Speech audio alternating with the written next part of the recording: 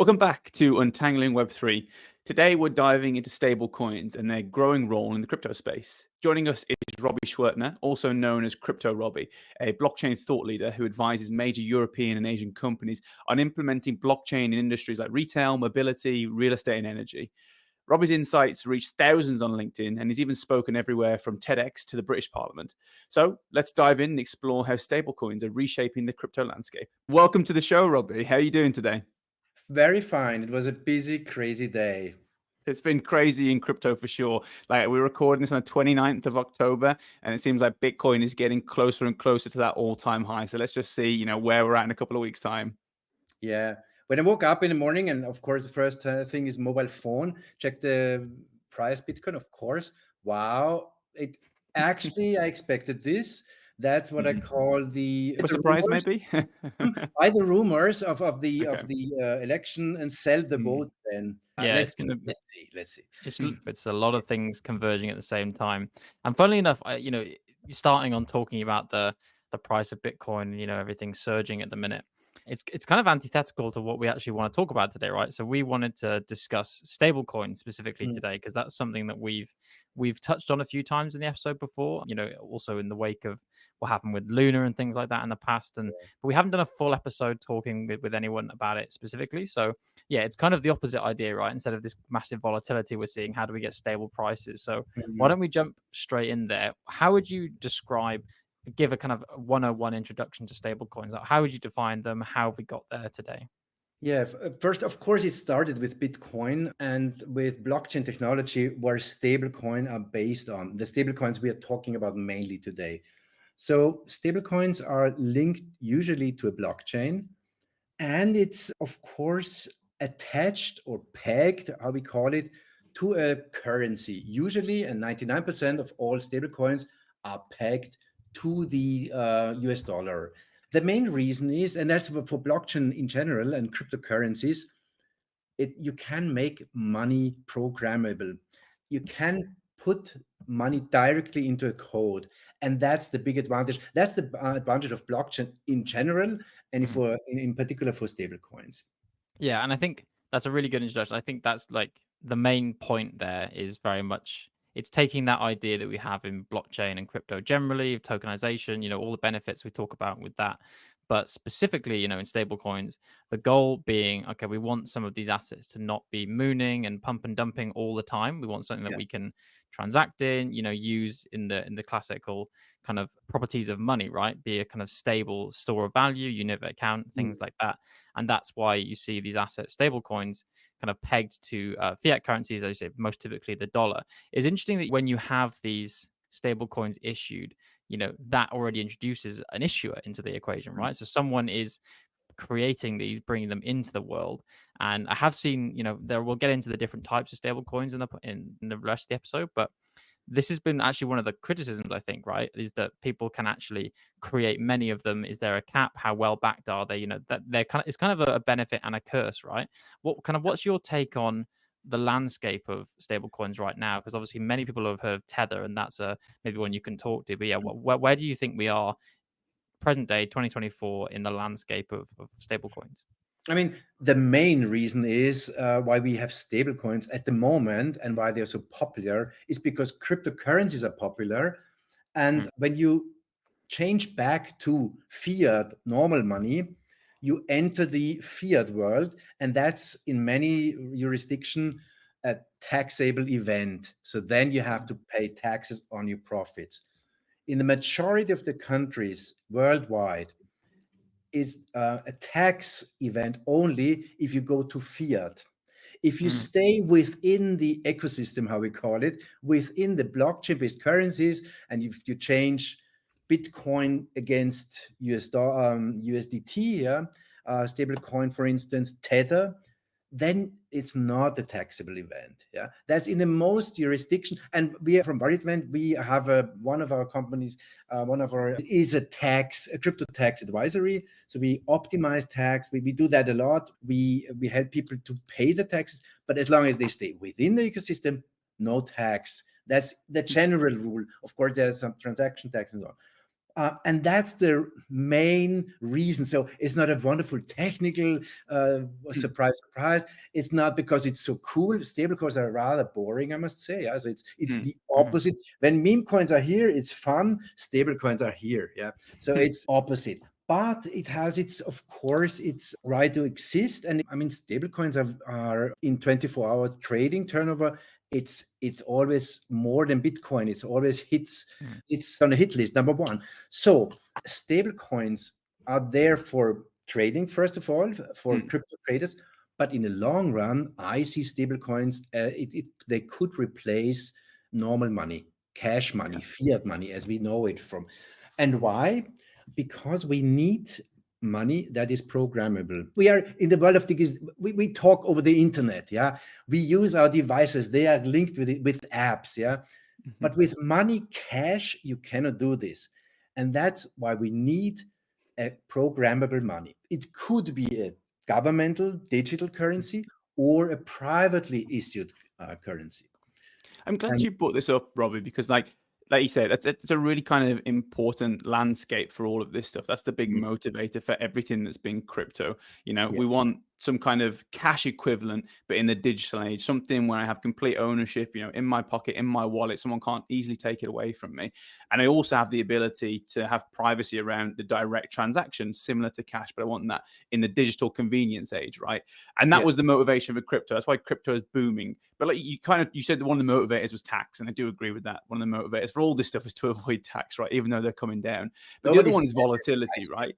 Yeah, no one says it, but I think that's one of the truths, right? But the other one is volatility. Like you talk about, when I say talk to enterprises about using crypto to, actually transact and hold crypto, one of the big things are like, okay, well, what's it going to be worth in 5 years' time or a year's time? How do I base my, day-to-day operations on crypto when the price one day is $1 and the price the next day is 2p? You know what I mean? So that's another big reason why, say, stable coins have kind of come into their own. They have a lot of the similar kind of fundamental technical properties of crypto, but they have this pegging that we've talked about. And it's kind of like having the gold standard where, people now just print dollars left, right, and center. How do we know how much it's worth day to day? A lot of people say go back to the gold standard, where it actually has some real hard asset that it's linked to that kind of keeps that volatility low, so you know how much roughly can ever be produced. And that's one of the main motivations in my mind for stable coins, is that because you're linking these kind of digital assets that can be made overnight to something physical, you don't have this volatility. There's much like a less chance of these rug pulls. But like Jack said, with all the stable coins that are kind of coming in now, it's how much are they actually pegged? Is it a 1-to-1, which seems quite secure? Is it a 1-to-10, which seems less secure? And that's one of the big questions around how do you choose stable coins? How strong is that peg? Yes. How strong is that peg? That was actually, the pegging means, what's pegging? I mean, I used to work, I started my career working in developing countries, also in countries in transition, as for an NGO relief aid. And there they had currencies which are very weak. Hyperinflation was, I worked in Bosnia, they had and I worked in Russia, in Chechnya, for instance, as relief aid in the refugee camps. And in Georgia, for instance, Caucasus, and they had very volatile national currencies. So they were not stable. So these people considered their own currency not stable. What we call, we come from UK with the pound, euro, US dollar. We are spoiled kids, or not even kids anymore sometimes. And we are spoiled in a way that we think US dollar is the end of the line. That's super stability. Euro is stable. And whereas other nationalities, they have to deal with high inflation currencies. And here, a stable coin linked to the US dollar, linked to on blockchain with ensuring some privacy, brings some convenience. So stable coins are very popular in Turkey, Venezuela, Argentina, Brazil, where they have high inflation. So Nigeria, that's the overview. So country-wise, you see that these countries use the stablecoin to transfer money from the US to South America. They use stablecoins usually. Sometimes Bitcoin, sometimes Ether, but they are too fluctuating. They're not stable, considered truly stable. With stablecoins, that works well. Now, when we come to who offers stablecoins, at the moment it's so-called centralized companies. It has nothing to do with super decentralized blockchain-based public blockchain projects. It's a company, Tether. There's a company behind it, and they print the digital minting. We call it minting digital currencies, and they promise that they have assets, collaterals, we call it, in the form of US dollar, bonds, whatever they say. I mentioned already Tether. The problem with Tether is that it's not 100% sure how these assets are really pegged. For currency pegged cryptocurrency, stablecoins, usually it's a rate 1-to-1. So you have $1 you get from a customer, and you give the customer, you give her him one digital US dollar, Tether coin. So it's a give and take. Good, 1-to-1. That's very important. Some of these stable coins are pegged in a way that they are pegged to cryptocurrencies. And there the pegging is, for instance, the Bitcoin peg, Ether peg. There it's, of course, the pegging, but they're very rare. They're very rare. The reason can I jump in on this, Robbie? Because I want to make a point there. It's like one of the difficulties I've seen with the stable coins is that the beauty of cryptocurrencies, everything is transparent and immutable, and you can all see it. That's one of the good things. It's publicly verifiable. So as soon as we start to like interact with the real world and physical goods, and we say, well, I've got this crypto asset or this asset on a blockchain that's now pegged to something like the US dollar, which is maybe hidden in an account in the Bahamas. You're like, how truly do we know that that is real, that those assets exist, right? We see a lot of these kind of misbehaviors like the FTX style thing where we don't actually know where the assets are. And as soon as you start to extrapolate from blockchain, you get more risk, right? So that's why I'm quite intrigued by the idea of pegging to hard assets that are transparent on things like Bitcoin, because everything's on chain. So we can know it's a bit more reliable, I imagine, as well. Yes, of course. I mean, with normal money, we have 100 years of tradition of linking normal, fiat funds to gold standard. This ended in the 70s when they decided to depeg gold from the US dollar and other currencies, by the way. So the depegging happened already. The non-collateralization, happened already in the real world, in the old world, to say. With the new stable coins, at the moment we have to trust Tether, for instance, by far the largest cryptocurrency, that they really have the funds, and that poses a risk. There are stablecoin rating agencies, like they have rating agencies for shares, for bonds, and so on, for currencies. Now we see the development of stablecoin rating agencies. In the morning, I told you in the morning, I got up and checked after that, I got the proposal of the blue chip rating agency, is bluechip.org, because I will invest there. So I disclose, I will invest in this stablecoin rating agency. There are others like S&P, famous in 2008 already. They became very famous in rating also banks, for instance. And there's Moody's, S&P, and Blue Chip. Whereas Blue Chip is the more Web3. They untangle the stable coins. And what they do, we have economists on board. We have specialists in stable coins. They have a framework. They call it SMIDGE framework. You can find it on the Blue Chip homepage. And of course, they check collateralization, depegging, store of assets. They check certain factors, certain parameters, and then they calculate a risk. And how they do it in like old world terms. They do it in a way that they rate, for instance, PayPal. The PayPal stablecoin gets an A minus. Let me check. The USD coin today has a B plus, and Tether, it goes to F. What would you guess if you don't know? I'm going to say like a C or a D. Very good. Jack? Oh, I don't want to be accused of allegations. Yeah, I'd probably go C, D, or maybe even lower. How friendly. They got a D. Yeah, and you can check Wow. online. Bluechip.org is just the I'm page. not surprised by that one. Like the They fact that like Tether Mm. made, what is it, 5 billion in profit last year, Yeah, which is yeah. more than Blackstone, and the company's like 100 people or something Yeah, like that, is exactly. absolutely mind-boggling. Not to Yeah. undermine the project, but like when you're that profitable and you have that much money under the hood, you would expect the entire security team to be like 500 people. But it just blows my mind that companies like that can be so profitable with so few people. There is also a fun fact, because Paulo Arduino, he's the CEO of Tether. He complained that in Europe, this new regulation, MiCA, will pose a risk because then stablecoins come under pressure. But he forgets to tell us that Tether will have a risk because Tether must show their one-to-one assets, which they say they have in fiat, they have cryptos and so on. Yeah. So actually, these MiCA regulations of the European Union, which I like, it's a good thing. Sure. It's not over-regulation. It brings order to where chaos was.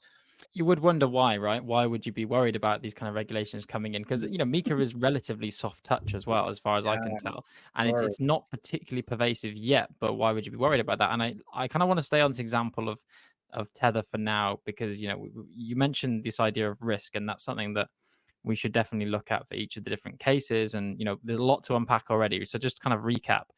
We've got these stable coins. We can have them pegged to some other asset in many different ways. So we've got, as you mentioned, fiat collateralized, fiat pegged. So to like a US dollar, for example, as Tether's doing supposedly. You have crypto collateralized, which you said is kind of a bit rarer, but that I think the kind of notable examples people might have heard of is like MakerDAO. That's kind of where you have another crypto asset that's the collateral in the system.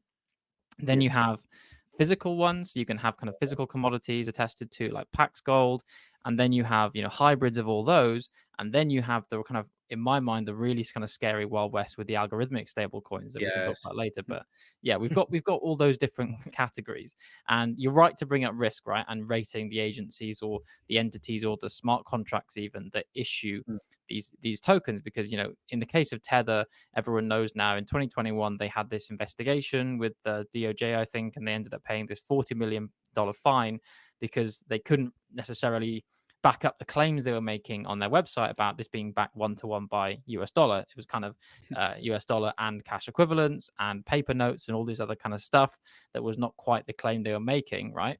So that was interesting. And I've heard lots of stories and speculation that they couldn't get auditors to audit their accounts, that kind of stuff. And, even this month I saw now they're also being investigated by the federal government for, things like AML, right? So that's a classic example of this fiat-backed one. You have a risk of that counterparty that's issuing the assets. So where do you see the risks in the other classes, the other kind of ones you mentioned, specifically kind of also when we go to the algorithmic ones? Where do you see the different risk factors coming in? The algorithmic is the scientific papers, and Jack, I heard you have a scientific background also, more, or even Alec too. We both do, yeah, you sure. Both, okay, you both nerds. So there are there's one thing is proven, just to make it clear, and that why I will explain. It's proven that algorithmic stablecoins don't work in the long run. You find the scientific proof. Yes. That's why under MiCA EU regulation, algorithmic stablecoins are forbidden. Full stop. You cannot do it. Wow. I didn't know that. I didn't know that. Yeah, you cannot do that. And that's good because we have this Terra Luna incident. Yeah.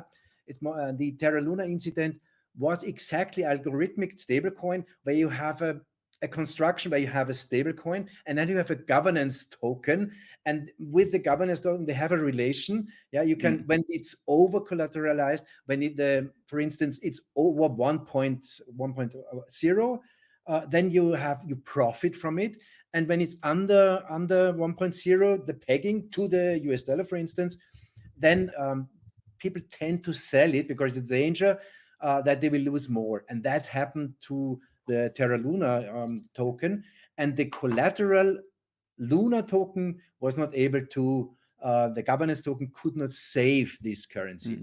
So we have this proof several times, and it's scientifically proven it doesn't work. So we will in future see no algorithmic stable coins. There are some that die. They're pegged to cryptos. And it's called DAI, DAI. It has, by the way, a B+ rating by Blue Chip. Yeah, it's better. Oh wow. Yeah, but it's not it's a crypto pegged stablecoin, not algorithmic per se. It's not a pure algorithmic stablecoin. And you have wanted to have the risk. There's the crypto pact. Of course, you have more transparency because you see what's on chain going on. But still, what is all the transparency you have when one of the ether is hacked? Yeah, and we need another fork like 2016, and then you still have a problem when the underlying asset, the one, like if you have gold and fiat, if gold can produce in every kitchen now, then money will have a problem. We cannot. Gold cannot be copied. You just can mine it. Bitcoin, you cannot be copied. You just can mine it. Similar. Yeah. I get you. So like just to talk about, the origins of crypto was about, like we said before, convenience, privacy, ownership in the digital age. And that sell versus, traditional digital money is that we would say it's more instantaneous. There's lower fees, so you can do cross-border payments, all this kind of stuff, cheaper than, say, the old school monolithic style, fiat-based money. And that's the sell of crypto. And we've said like stable coins in brackets. One of the benefits is tax-free, all this kind of stuff. But one of the bigger benefits people say is the lack of volatility. So enterprises feel more comfortable, jumping into that space rather than crypto with lots of volatility, lots of uncertainty. And big part of it probably as well is whose door to knock on if something goes wrong. Like Terra has a headquarters. Who's Bitcoin's headquarters, right? That's another reason. But people are pushing very heavily into stablecoins. There's more. I have a background of 15, 20 years in industry, energy industry and so on. I was head of the Austrian energy research program. In 2015, we got the first research proposals on peer-to-peer energy blockchains. At the moment, I'm also on board of RDDL, the Riddle Foundation in Liechtenstein. We have a token, also a stable coin, pegged to, and now it comes, kilowatt hours. Watt, it's a unit of power, electric power, and it's pegged to that. And you can trade that. They produce mainly hardware, blockchain hardware for smart meters, for photovoltaic units that you can prove what you produce on your roof in industry, for instance, or private houses, ends up in the grid, and that you put on blockchain. You have a kind of, instead of utility companies, it's traded on blockchain. And the reason why we need it is, and now it comes, for instance, a company developed the car wallet, a wallet linked to the canvas electric system of a car. A car is a machine. Let's put it as a machine. When this car drives, this car could pay for their services itself. Sure. And then you cannot do this, or very complicated, with fiat money or cash. You cannot have a robot handing out the parking fee or handing out. You do it electronic way. You could it with digital currencies, but you have to actually do it in the long run with blockchain-based currencies. And here, stablecoins could play an important role, because probably maybe you will not use Bitcoin for paying it, and Lightning, whatever, too complicated. You need easy solutions. And stablecoin is a simple solution, and that's why it's nice. Yeah, I think that's a really important point, right? Is why do they, despite the risks that you've mentioned with even the biggest kind of fiat-backed stablecoins like Tether, USDC, Binance USD, I think it's out in the open. Everyone knows that there are some potential risks with these, and we have to put a lot of trust in the issuing entities, but they are so popular at the end of the day, right? And it's because of that utility, the ease of use, the fact that they do give you something that you don't get from the traditional crypto system. I find it interesting, some people, I've heard people make the argument that although Bitcoin isn't a stable coin, it's backed in a sense by, energy as an asset, or like power as an asset, because you're investing that in it. The stability, of course, is relative, and that's it. Different people with different, and that just information comes in. That why we need more information, more transparency. Regulation helps. Organization like S&P or Blue Chip help. They rate that, and also the people dealing with it trusting in that system.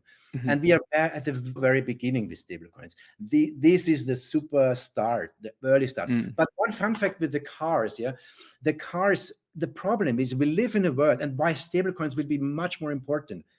We live in a world, unbelievable to me, where one car does not know where the other car is. We live, and in 100 to in 200 years, people will ask, how could they survive? Yeah, how could they survive one device not knowing where the other is? Isn't it super dangerous? It is. We know there's accidents. So when we have a machine economy, we need blockchain, we need these transfers, we need machines linked to wallets. That's why I'm the hardware guy, because I consider this very important. And you need decentralized cryptocurrency to pay, and you need decentralized, by the way, AI linked with it too, because you cannot all put on a server. And these edge devices we see, and these also cryptocurrencies help. They help to trade. And so, for instance, the car could then go to, and with autonomous driving, by the way, this will work. Yeah, you don't need Visa or MasterCard, but the machine itself has a wallet, and the service is directly linked. And that's why stablecoins make sense. But there's also, we mentioned the digital cryptocurrencies by central banks, the nation states try. Yeah. And I lived several years in China. I've also experienced the digital yuan, EUN, and that's the good news for stablecoins. And then stablecoin issued, we have around 50 per day new stablecoins issued. The good thing is the government stablecoins or government digital currencies will fail. Yeah, the reason is, and there is a scientific paper also about this by the Institute for Cryptoeconomics, Vienna. They proved that this digital currency by governments is minted by central banks.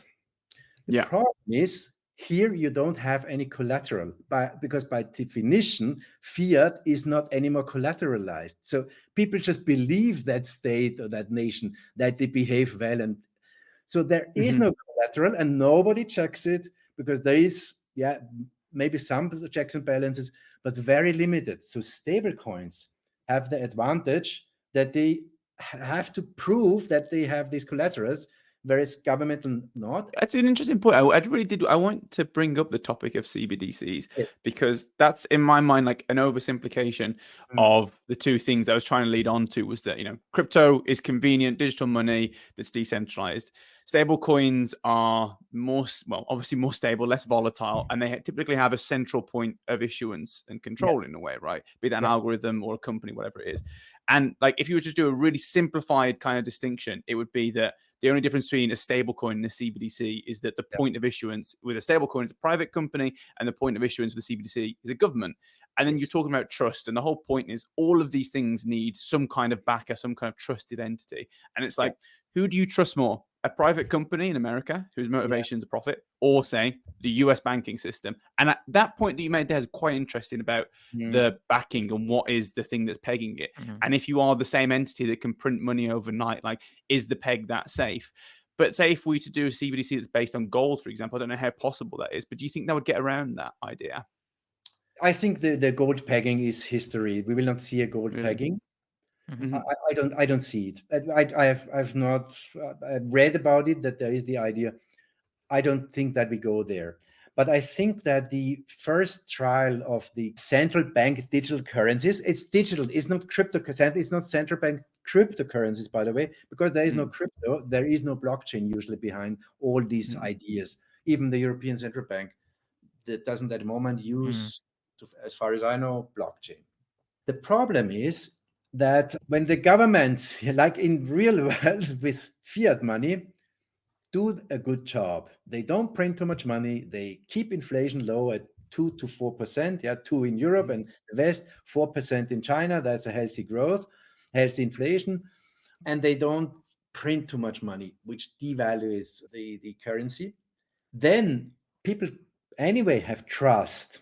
The problem is in government money, and government probably, and the digital currency is fine.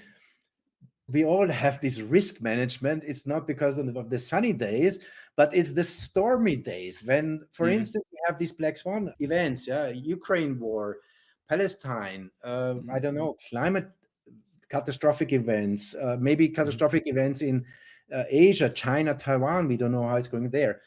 And then these systems start getting weak. They could. And the question is how these weaknesses then turn out. Can we still trust, for instance, the Chinese yuan, renminbi? Can we trust the US dollar? What is interesting is that the US, it said that they will use the US dollar dominance. But with stable coins, this will be the opposite. So at the moment, the US government so far, we will have soon election in some days, are not unhappy that there's stable coins out there, because for every stable coin issued and is so popular, US dollar is also paid. And it's used.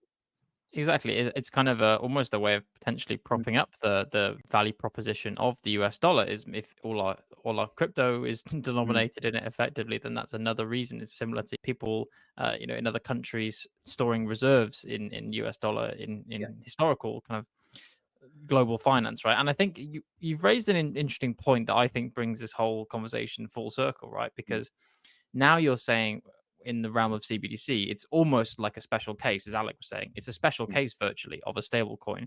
And yeah, I kind of agree and disagree with the blockchain thing, because I think plenty of governments aren't necessarily thinking of using an actual blockchain solution to implement a CBDC. But obviously, in theory, it's perfectly possible. And I know there are actually countries that have either looked at it or are kind of in early stages. So it's one that can go either way. But it raises that question of, in some countries, particularly if you're in the West, the value of a stable coin in general might not be that much different to having a CBDC version of your fiat currency.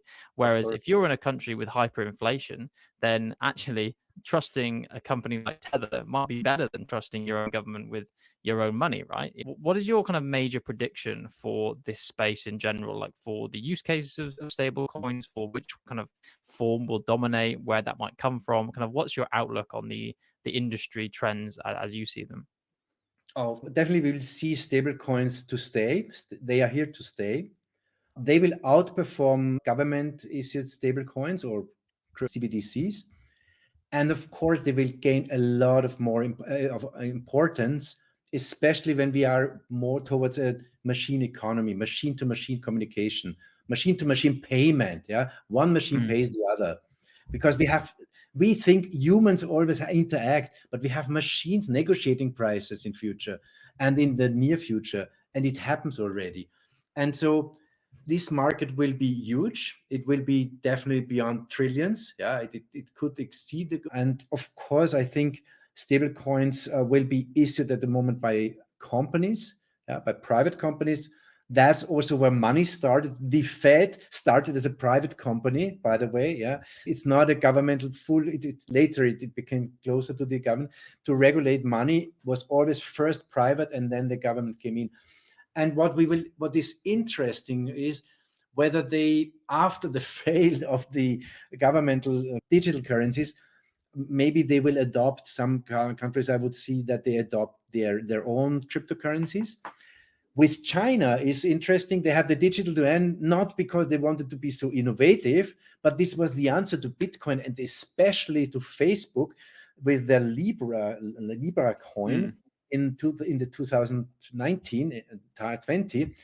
So this was an answer. But then in the West, they say, oh, they implement this EU digital yuan. So when we have to pay the Chinese for our machines and cars and computers, we are then into their system, because otherwise we cannot pay, because they have our data then. So it's a fight for identities, where the West wants to have it more privacy dominated. China, of course, full control, full transparency, but also full ID. And that's two clash of cultures. That's a big clash of cultures. I think you're right. We'll probably, maybe it's not so surprising. We'll probably see a similar mirroring of, geopolitics in the stablecoin and crypto space that we already have, right? Different cultures will approach these things different ways. So yeah, I think it's one of those kind of watch this space moments. And actually, when we talk about predictions, I think we've seen a lot of things go wrong already with stablecoins. Like we mentioned Terra Luna, we've mentioned the issues around Tether potentially. So yeah, I think we're actually maybe even slightly more mature than other aspects of crypto. So listen, Robby, I've really, really enjoyed this conversation. And if you're happy, we're going to spring two little ending questions on you here that we like to ask everyone. So if you're ready, I'll ask you the first one. So in just one sentence, and I will stress one sentence because we like to clip these up and make sure they're really punchy. So in one sentence, what is Web3 to you? Web3 is the solution of blockchain-based transfer of wealth, of value. We have old economy where you transfer information, and Web3 you can transfer value, and that's wonderful.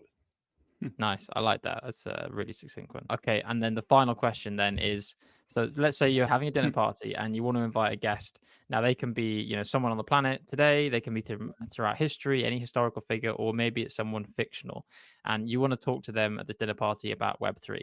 So who are you going to pick for that dinner party and why? Just one person.